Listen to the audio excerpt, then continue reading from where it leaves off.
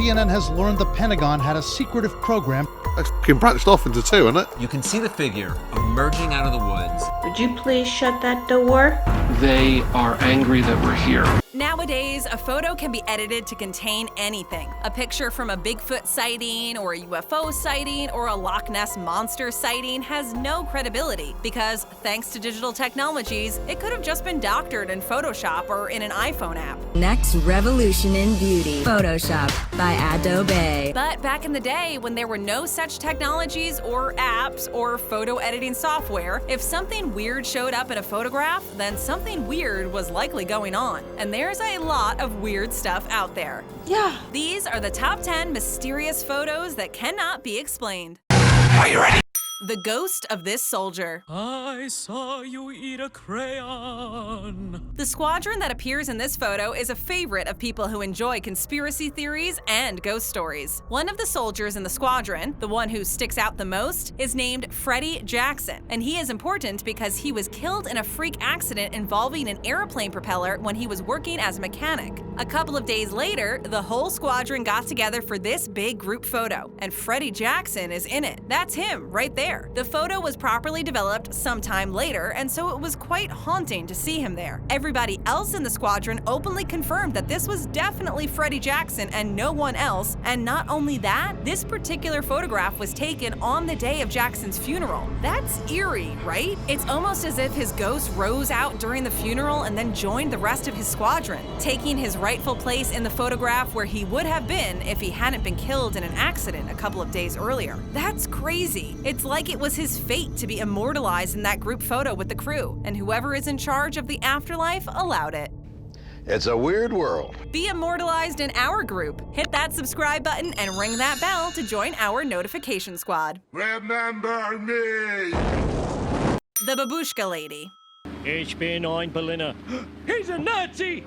When President John F. Kennedy was shot in the head while his motorcade drove through Dallas on November 22, 1963, everybody who was there to see their great leader suddenly panicked and took cover. But this woman, who has been identified by the FBI only as the Babushka Lady because she was never properly identified, was super close to the spot where the president was shot. She can be seen in all existing films of the incident to be holding up a camera. And while everyone else is freaking out and diving for cover, she keeps standing there with her camera, as if she knew that Kennedy was going to be killed. And then she can be seen walking away. No one has positively identified her yet. A woman named Beverly Oliver once claimed to be the Babushka Lady, but the Super 8 camera that she claimed to use wasn't invented until 1969. And her story of two men claiming to be FBI agents taking the footage and then her never hearing from them again is either a gold mine for conspiracy theorists or too vague to be credible. Either way, it's a great little JFK conspiracy to think about.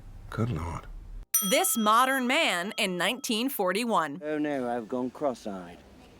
This photograph, which was taken at the grand reopening of the South Forks Bridge up in Canada, appears to feature some kind of time traveler. It doesn't look any different from any other picture from the early 20th century unless you look a little closer and see the man who's wearing a cardigan over a t-shirt with a modern-day logo on it, among a sea of old-timey hats and jackets and bolo ties. This guy sticks out like a sore thumb, and he seems to be holding a camera from the modern day. Cameras back then were huge. The one that this photo was actually taken on would have been one of those big, old cameras that they have to stand on tripods while the guy gets under a sheet to take the picture.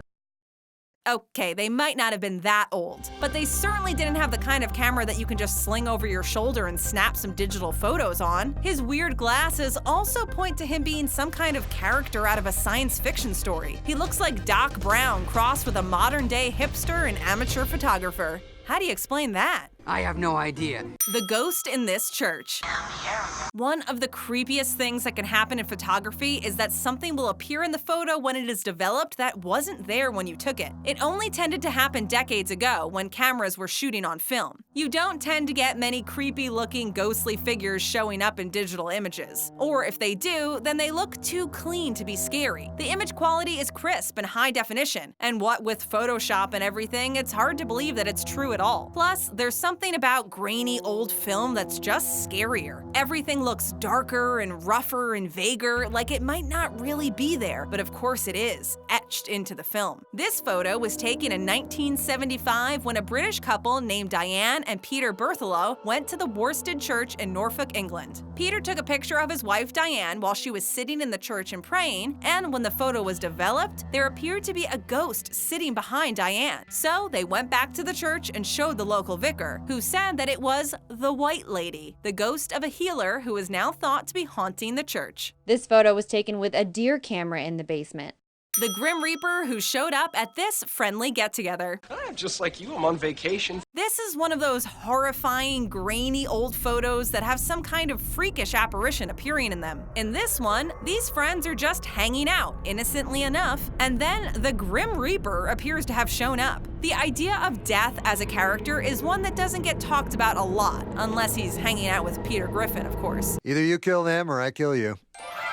Ah, crap. Because it's not associated with any religion, and it obviously doesn't gel with the more scientific or atheistic approach to life. Plus, it applies a real figure and personality to an abstract concept. But since it is such an abstract concept, and the image of that character captures the terror of it so perfectly, it can be interesting to think about the concept of the Grim Reaper. And based on this photograph, it's hard to deny that you do see a dark figure in a black cloak armed with a scythe when you pass on from this world into the next. The question that this photograph raises, obviously, is whether or not it's just a strange occurrence, or if it is actually a premonition of one of those guys' deaths. It would be interesting to find out when they all died, as well as if some of them were still alive.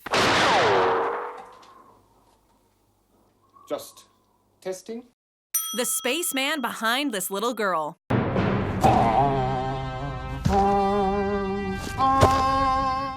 One day, a few decades ago, a man named Jim Templeton was enjoying a day out with his daughter, and they stopped by this marshy area where he decided to take a picture of her to capture the memory of the day. While they were there, neither of them noticed anything odd that was going on in the area of land where they were, and no one else was around when they took the photo. And yet, for some reason, in the background of the picture, it looks as though there's a spaceman standing directly behind her. The picture became so popular and got circulated around so much that Kodak ended up getting involved in the debate and confirmed that the film had not been tampered with in any way. So what the hell is going on in this picture? Did the taking of the photograph temporarily open up a portal to an alternative reality where spacemen are just floating around everywhere? And when the flash of the camera went off, we managed to capture a very brief glimpse of that world? It's so eerie. Why was that spaceman there, lingering over some random marsh in the first place? Who knows? This dangling corpse. Back when the best quality of a photograph that you could hope for looked something like this, a family named the Coopers moved into their new house in Texas and decided to commemorate their first night in their new home by getting the whole family together to take a picture. So they all gathered and posed together for a photograph, and it appears that right as the picture was being taken, a corpse came flying down from the ceiling. The body appears to be charred too, as if it had been burnt. So maybe somebody was burnt alive and then stowed away in the ceiling, and the person who did it sold their house and fled, and then when the new people moved in, right as they were taking a picture of themselves in their new home, the body fell down from the ceiling to frighten them. It's just so weird and implausible. It's like something from a really sinister haunted house ride, except it was real. No one who has investigated this photo has been able to come up with an explanation for it that makes any sense, or is at least plausible, and everyone has their own idea about what happened. Maybe they were all accidents. Oh. This unaccounted Candyman victim. The Candyman. In case you're not familiar with the Candyman, he was a serial killer in the early 1970s who was discovered to have abducted, tortured, and killed 28 little boys before he was brought down. His name was Dean Corll, and he lured little boys in by promising them a party or a lift somewhere. These boys, not knowing any better, would go with him and end up dead after some agonizing torture. He buried the kids in boat sheds and beaches and forests. He was a really bad dude. Anyway, in 2012, decades after the Candyman's crimes had been found out about and he had been brought to justice by the authorities, this photograph was found to belong to one of his accomplices. It shows a boy who has been handcuffed somewhere dark, and he, understandably, looks really scared. But as horrifying as this image alone is, it becomes all the more horrifying when you hear that this boy was not one of the Candyman's 28 confirmed victims. This was another boy. And if there was another boy whose disappearance and God knows what else was unbeknownst to the police, then how many more victims didn't they know about? It's truly quite haunting. But which was destroyed? The master or the apprentice? This pyramid on the moon.